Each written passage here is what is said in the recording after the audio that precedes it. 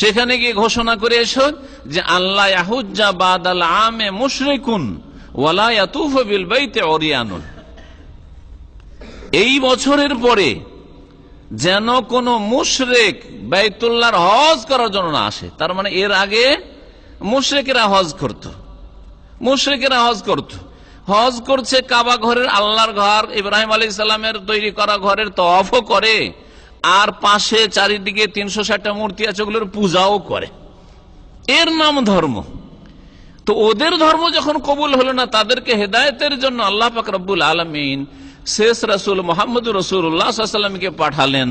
তাহলে আজকে যারা আমাদের সমাজের মুসলিম 5 ওয়াক্ত নামাজও পড়ে, হজও করে, অনেক নেকির কাজও করে, জিকির আজকারও করে, অনেক দান খায়রাতও করে, মসজিদ মাদ্রাসা করে, এতিমখানা করে, আর কবর মাজার পূজাও করে, কোন পার্থক্য আছে এই দুই জাতিতে?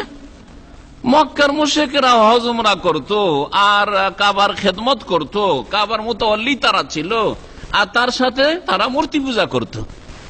নাকি শুধু মূর্তি পূজা করলে মুশরিক হয়, আর মূর্তি পূজা না করে শুইয়ে দিয়ে, মূর্তিটাকে শুইয়ে দিয়ে দাফন করে দেন, ওটাকে দাঁড় না করে হিন্দুদের মতো আর মক্কার মুশরিকদের মতো যদি পুঁতে দেন আর পুঁতে দিয়ে যদি পূজা করেন, তাহলে ওটা শিরক হবে না?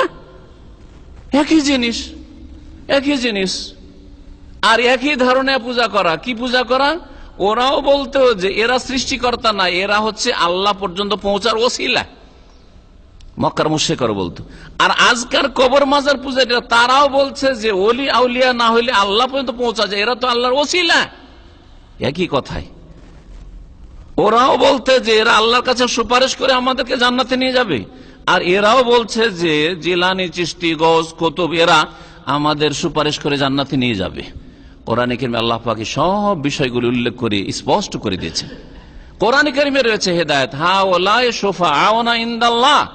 মক্কার মুশরিকরা বলতে এরা আল্লাহর নিকটে আমাদের জন্য সুপারিশ করবে।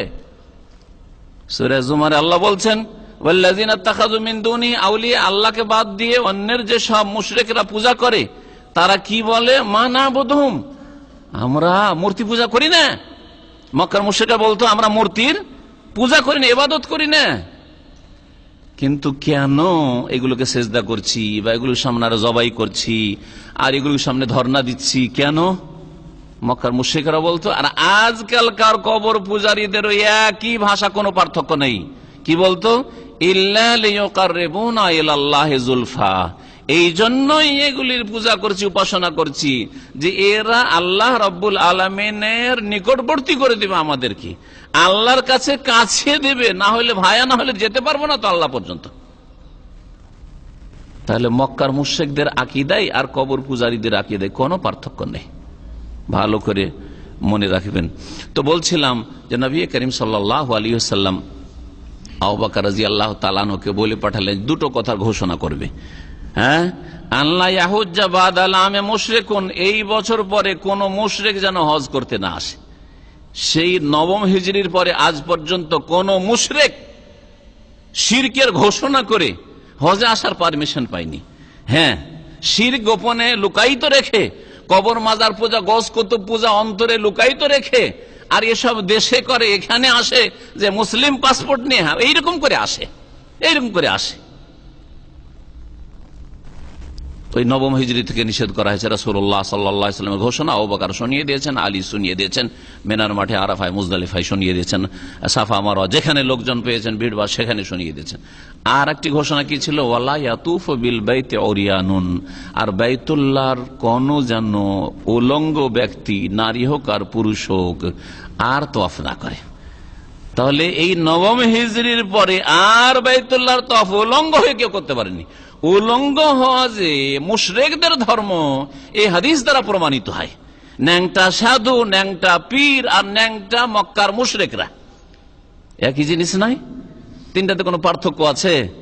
মক্কার মুশরিকেরা তো আবু লাহাব আর আবু জাহাল বলবেন, জাহান্নামী বলবেন, আর ন্যাংটা সাধুকেও জাহান্নামী বলবেন, হিন্দু সেই জন্য।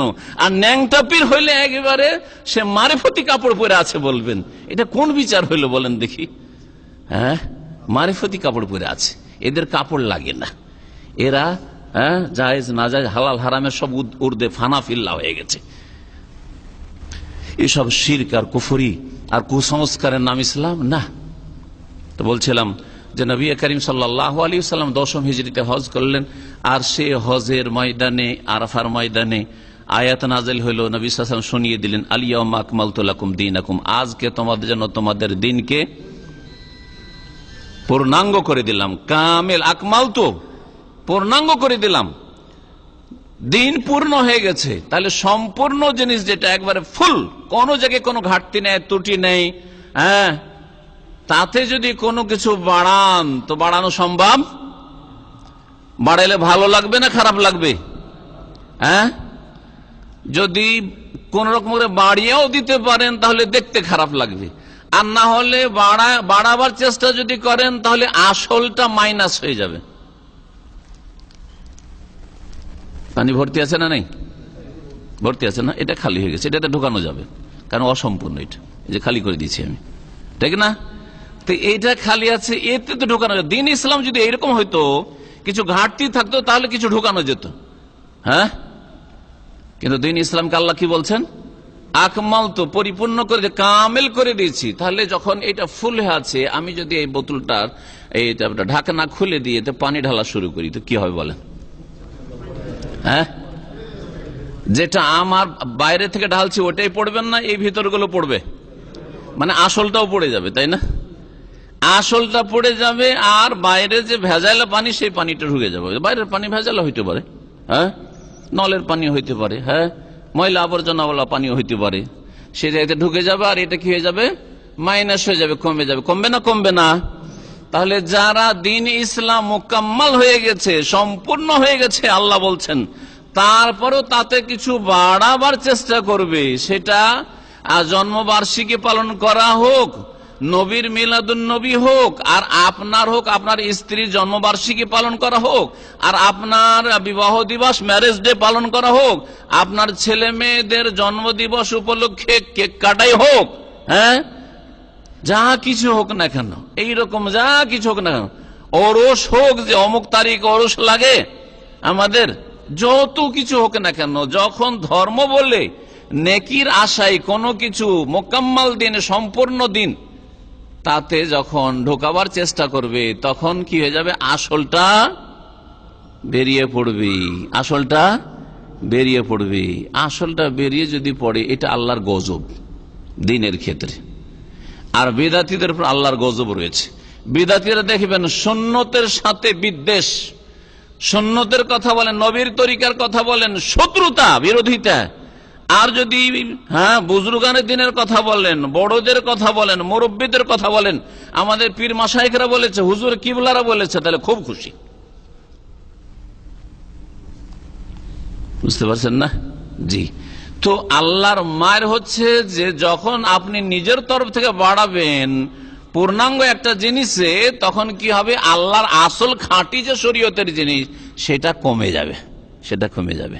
আল্লাহ বলছেন, তোমাদের দিনকে তোমাদের জন্য পূর্ণাঙ্গ করে দিয়েছি। ওয়া আতমামতু আলাইকুম নিয়ামতি, এবং এই দিনের মাধ্যমেই তোমাদের প্রতি আমার নিয়ামত, অনুগ্রহকে পূর্ণতা দান করেছি। নিয়ামতে আল্লাহ ঘাটতি রাখেননি, যে আল্লাহর বড় নিয়ামত হচ্ছে এই দিনে ইসলাম, এতে কোন রকমের অসম্পূর্ণতা রাখেননি, তামাম। দ্বিতীয়, তাহলে বাক্যেতে তামাম শব্দটি আসলো আতমাম, তো আর প্রথমটিতে আসলো কামাল। কামাল, দিনে কামালও রয়েছে আর তামামও রয়েছে। জি, ওয়াতমাম তো আলাইকুম নিয়ামতি, আল্লাহ পাকের নিয়ামতকে পরিপূর্ণ করেছেন, পূর্ণতা দান করেছেন। ওয়ারাদিতু লাকুমুল ইসলাম দীনা, এবং তোমাদের জন্য ইসলামকে তোমাদের দিন স্বরূপ, তোমাদের জীবন বিধান স্বরূপ, জীবনের প্রতিটি ক্ষেত্রে দিক নির্দেশনা নেবে ইসলাম থেকে, এটা আমি তোমাদের জন্য মনোনীত করেছি, আমি পছন্দ করেছি, এই জীবনের উপরেই আমি রাজি হতে পারি। রাদিতু লাকুমুল ইসলাম দীনা। তাহলে জীবনের প্রত্যেকটি ক্ষেত্রে যদি আপনি, কোরআনে কারীম হচ্ছে আল্লাহর ওহী, রাসূলুল্লাহ সাল্লাল্লাহু আলাইহি ওয়াসাল্লাম হাদিস হচ্ছে আল্লাহর ওহী, আপনি কোরআন এবং হাদিস দিয়ে যদি আপনি জীবন গড়েন, তাহলে এতে আল্লাহ পাক রব্বুল আলামিন রাজি হয়ে যাবেন, কারণ আপনি আল্লাহর পছন্দনীয় দিন, মনোনীত দিন ইসলামকে আপনি জীবনে বাস্তবায়ন করেছেন। সূরা আলে ইমরান আয়াত নম্বর 164-তে আল্লাহ রাব্বুল আলামিন নবী করিম সাল্লাল্লাহু আলাইহি সাল্লামের নবী হয়ে আসা যে আল্লাহর মহা অনুগ্রহ, এই কথা উল্লেখ করেছেন।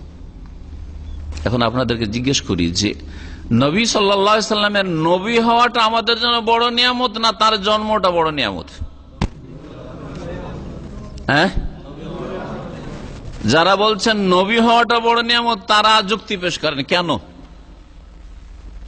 আর যদি কেউ থাকেন তার আগে বলি, যারা বলছেন যে তার জন্মটা হচ্ছে বড় নিয়ামত, তো কেন?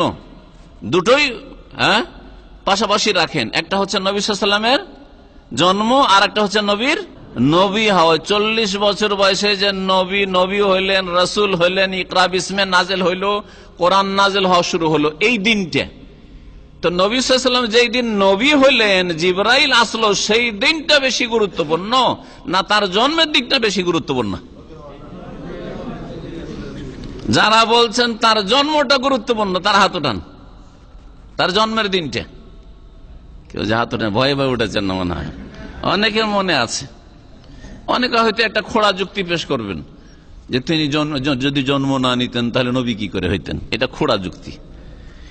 জন্ম নিয়ে থেকে গেলেন আর আমাদের মতো চলে গেলেন, আর আল্লাহর কাছ থেকে কোনো ওহী আসলো না, তো আমরা কি পেতাম বলেন?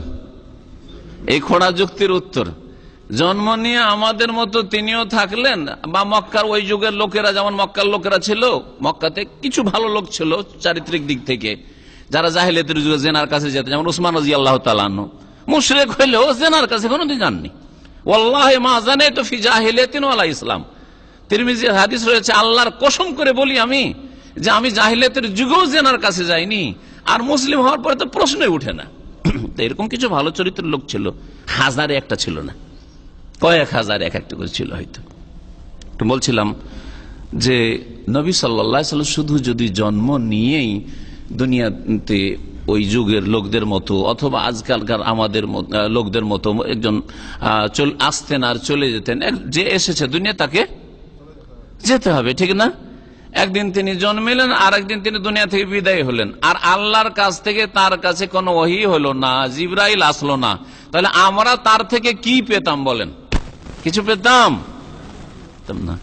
কিন্তু নবী করিম সাল্লাল্লাহু আলাইহি ওয়াসাল্লাম যেই দিন নবী হলেন, রাসূল হলেন, জিবরাইল আসলেন, আসার পরে বললেন ইকরা বিসমি রাব্বিকাল্লাযী খালাক, খালাকাল ইনসানা মিন আলাক, ইকরা ওয়া রাব্বুকাল আকরাম আল্লাযী আল্লামা বিল কলম আল্লামাল ইনসানা মা লাম ইয়ালাম। নবী হয়ে গেলেন, নবী হয়ে গেলেন। আল্লাহ রাব্বুল দ্বিতীয় পর্বে যে আয়াত নাযিল করলেন, ইয়া আইয়ুহাল মুদাসসির কুম ফানজির ওয়া রাব্বাকা ফাকাব্বির, হে চাদর আবৃত, হ্যাঁ চাদর জড়িয়ে আছো গায়ে, চাদর গাইতে বসে থাকা চলবে না, কম এখন দাঁড়াও, ফানজির যাও তোমার কাজে লাগো, তোমার ডিউটিতে লাগো। তোমার ডিউটি হচ্ছে মানুষকে সতর্ক সাবধান করা, শিরক কুফরি থেকে সাবধান করা, পাপাচার থেকে সাবধান করা, অন্যায় থেকে সাবধান করা, আল্লাহর হক আদায় করার জন্য মানুষকে স্মরণ করিয়ে দেওয়া, এক আল্লাহর ইবাদত করবে আর আল্লাহর সাথে কাউকে শরীক করবে না। ইয়া আইয়ুহান নাস কুলু লা ইলাহা ইল্লাল্লাহ তুফলিহু, হে মানব সকল তোমরা লা ইলাহা ইল্লাল্লাহ বলো।